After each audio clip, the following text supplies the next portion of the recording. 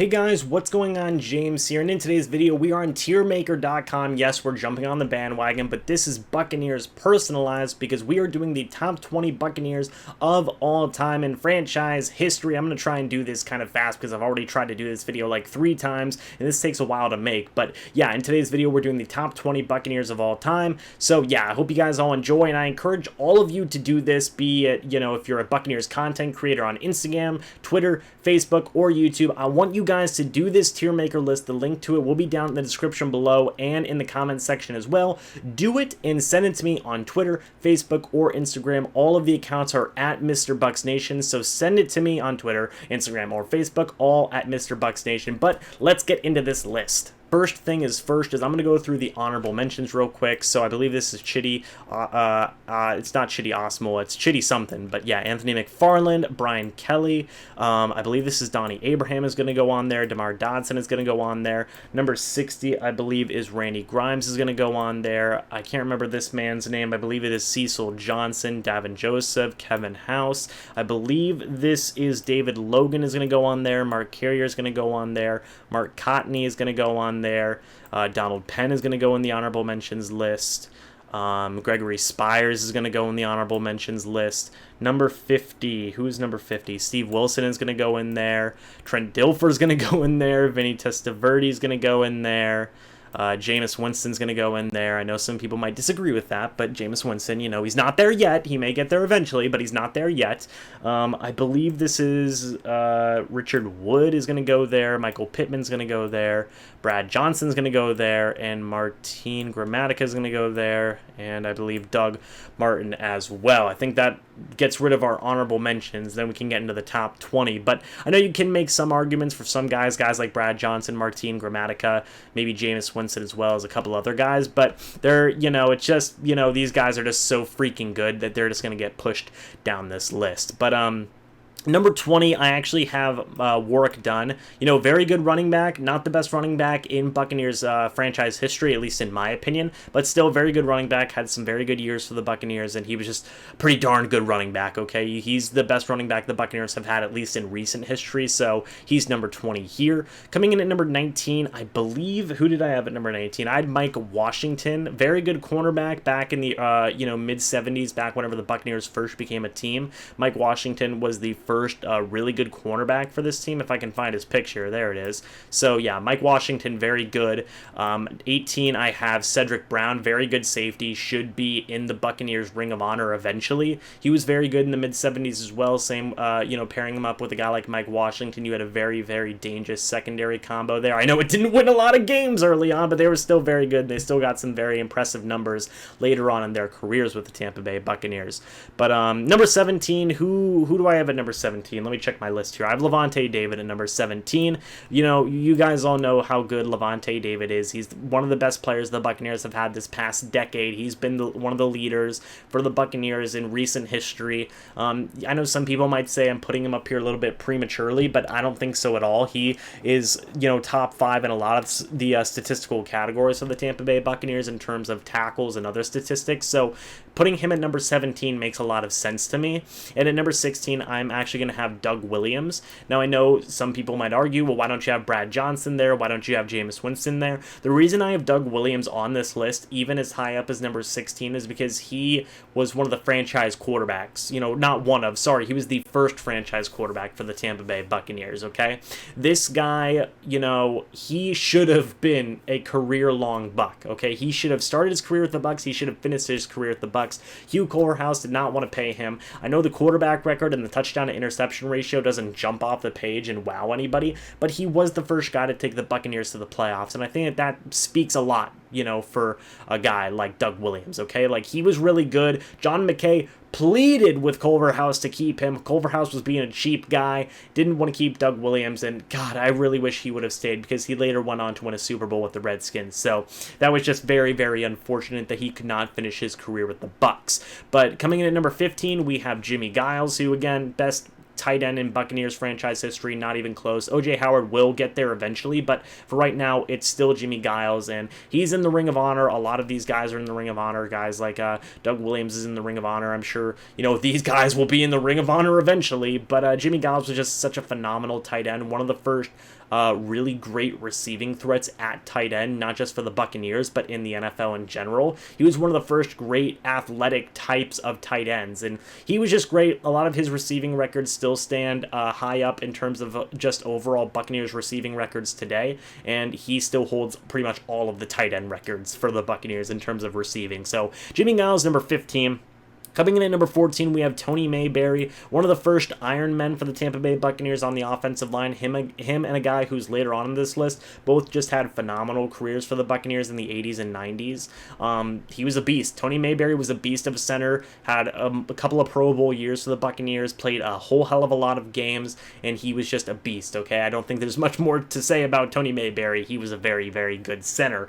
Coming in at number 13, we have Mike Evans, number 13. Now, part of the reason I put him on number 13 was because of the meme of having Mike Evans number 13 on number 13, but he's the best wide receiver in Buccaneers franchise history already, and he's only been in the league 5 to 6 years, and he's the best wide receiver in Buccaneers franchise history. When his career is done, he will be leaps and bounds ahead of everybody else for the Buccaneers receiving stats, and I think that he's going to have numbers that a lot of Buccaneers wide receivers won't be able to reach for a large amount of years. Like, he's the first, one of the first all great, Buccaneers wide receivers that this team has ever had. I know there's a lot of good guys, Mark Carrier, Kevin House, among other guys, but Mike Evans is, one of the great long-term wide receivers that this team has ever had. He's the greatest wide receiver in franchise history, and he's number 13 on this list. Now, coming in at number 12, this one was kind of rough. I have Shelton Quarles here.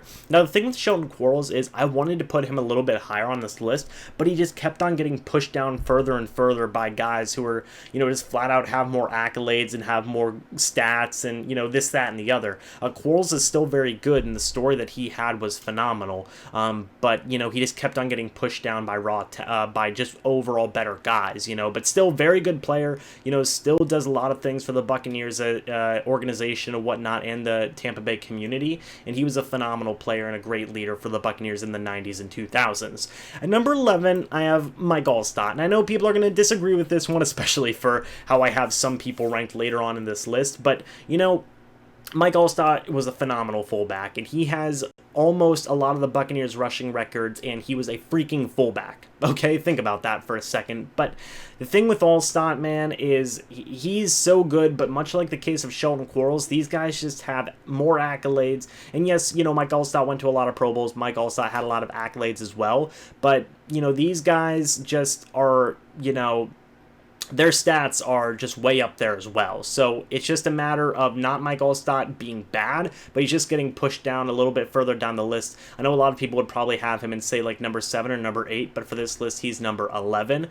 Moving on to top 10, I have number 10 being Gerald McCoy, and I know people are going to disagree with this one, just saying it's not recency bias. He's actually a very good defensive tackle. Go look at the stats. But anyway, moving on to number 9, I have James Wilder. Now, for James Wilder, this one makes a lot of sense. He is my personal favorite running back in Buccaneers franchise history, and he is the best running back in franchise history, okay? Just looking at the stats and, looking at the highlight tapes and looking at just the games that James Wilder played in, not only was he a phenomenal running back for this team, but he was a phenomenal receiving threat for this team, and he was really one of the first guys who was that, all-around running back dual threat option, okay? Like, James Wilder was one of the first guys. I don't know why James Wilder isn't in the Ring of Honor yet. You would figure that he would probably get in there in the next year or two, and I'm sure it'll happen eventually, but, man, James Wilder was an absolute beast, okay? So he's coming in at number 9. Coming in at number 8, I actually have Simeon Rice, which I know some people might disagree with, but,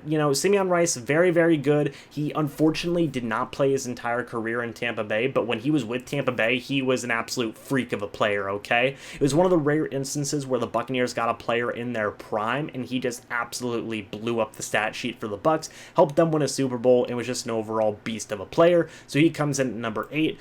Hardy Nickerson comes in at number 7, and again, much like Simeon Rice, he came in after playing with the Pittsburgh Steelers for a few years, and he immediately made an impact. He had, I believe, 200 combined tackles in his first year. If a Buccaneers player did that today, we would be calling for him to be in the Hall of Fame immediately, okay? Like, hands down. So, you know, Hardy Nickerson, phenomenal guy, great leader on that Buccaneers defense. A lot of these guys were on that great Buccaneers defense in the 90s and 2000s. It makes sense. That was around the time when they were absolutely dominant and, you know, won that Super Bowl. But Hardy Nickerson, absolute beast of a linebacker. You know, very underrated. Very, very, very underrated. You know, he's very, very good. So Hardy Nickerson comes in at number 7. Number 6, I actually have Paul Gruber, which I know some people are probably going to disagree with, but the thing with Paul Gruber is this: he is the only franchise left tackle the Buccaneers have ever had in team history. Okay, period. The Buccaneers never had a franchise left tackle before Paul Gruber, and they have yet to have one after Paul Gruber. Donovan Smith, we're still going to wait and see, but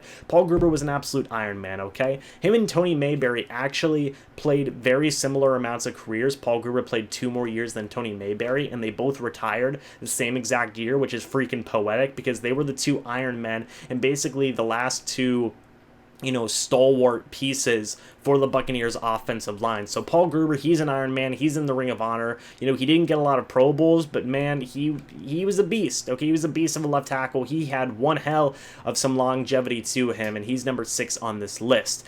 Now we can get into the top 5, okay? Number 5, I have John Lynch. You guys can look at the bottom 4 and, you know, it explained why John Lynch is number 5. Hits like a truck, helped the Buccaneers win a Super Bowl. Now currently the general manager for the San Francisco 49ers. Definitely sucked that he could not play his entire career for the Buccaneers. Was very, very, very unfortunate, but still a phenomenal safety when he was with the Bucs. It was just a shame he couldn't finish out his career for the Buccaneers, but he is number 5. Number 4, I have Rondé Barber. This one's probably going to be very tough for Buccaneers fans as well, as Rondé Barber, number 1 in interceptions, number 1 in games played. But if you look at the 3 guys down here, there's a reason Rondé Barber is number 4. But again, you guys all know how good Rondé Barber is. He's going to be in the Buccaneers Ring of Honor this upcoming season. He's a beast, eventual Hall of Famer.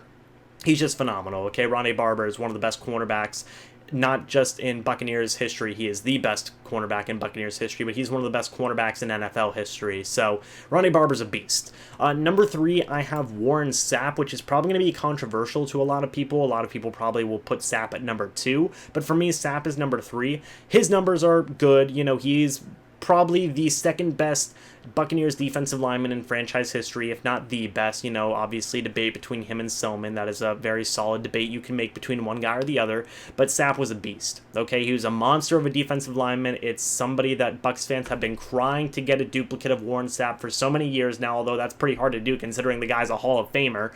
He has all the accolades. He is in the Buccaneers Ring of Honor. He's a Hall of Famer. You know, he's a guy who just wasn't great for the Tampa Bay Buccaneers. He was great in just general NFL history, so it makes sense why he's number 3 here. Number 2, I have Leroy Selman. I put him above Sapp because Leroy Selman was the first guy, okay? He was literally the first guy ever on the Tampa Bay Buccaneers as a player, okay? He was the first overall pick for the Tampa Bay Buccaneers as an organization, and if they actually had counted his sacks early on in his career, that wasn't a statistic the first few years Leroy Selman was playing, but if they would have counted it, Leroy Selman would be number 1 in sacks right now for the franchise. He is possibly the best defensive lineman the Buccaneers have ever had in franchise history. He was the first player. You know, when you think about the Tampa Bay area and the Tampa Bay Buccaneers, you think about Leroy Selman. They have restaurants named after him. They have statues named after him. You know, made from him, sorry. You know, Leroy Selman is so ingrained in the Tampa Bay area. He was just so insanely influential that, you know, I had to put him at number 2. The only other guy who is more influential and just more